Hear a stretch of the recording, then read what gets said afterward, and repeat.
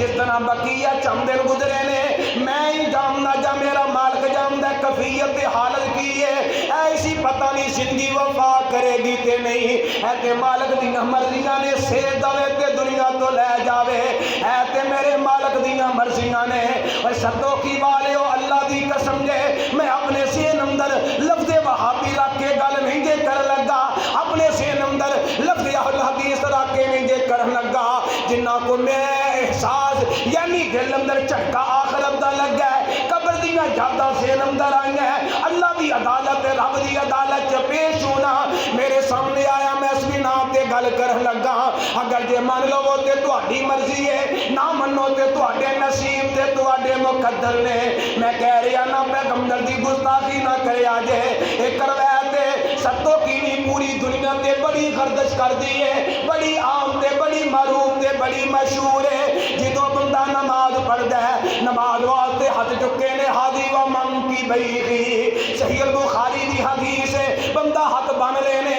ہاتھ جتنے بھی بننے نے سینے تے بننے نے ناک تے بننے نے میں ایدی جڑیا نہیں کرنا چاہتا لیکن میں جیڑا اثر پیغام دینا چاہنا پھر بندہ رکوع جاؤندا ہے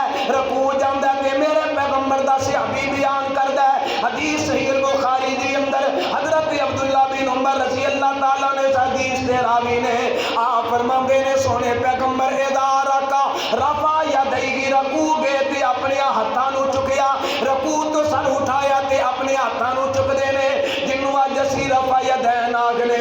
ہن جدوں اے حدیث بیان ہوندی ہے عام ساڈیاں کئیاں صحابیاں دی زبان تے الفاظ ہوندے نے اے کہ جی اودوں رفع یدین دا حکم کیوں ہویا سی کچھاں دی اندر بت رکھ کے کھلوندے سن اس وجہ تو رفع یدین دا حکم ہویا سی اللہ دی قسم دے میں اللہ دا قرآن ہتھ اندر پکڑ کے کہنا اس روایت دے بارے جے کوئی بندہ میرے نال مبالغہ کرنا چاہے میں پھر بھی حاضر ہاں نہیں تے جاؤ میرا پیغام نوٹ کر کے کہ دنیا دی اندر ایسا کوئی خطیب یا کوئی امام یا مفتی ہوئے مینوں ایک بھی ایسی روایت دکھا دے میرے پیغمبر دے صحابہ پیچھے کھڑے ہن یارو کون پیغمبر دے صحابہ کسے صحابی دا نام لیا جاوے کیڑا صحابی سی جیڑا کچا جو بت لے کے کھلوندا سی استغفر اللہ کیا میرے صدیق کھڑے سن کیا انہاں نے کچا جو بت رکھے نے میرے عمر پیچھے کھڑے ہوندے سن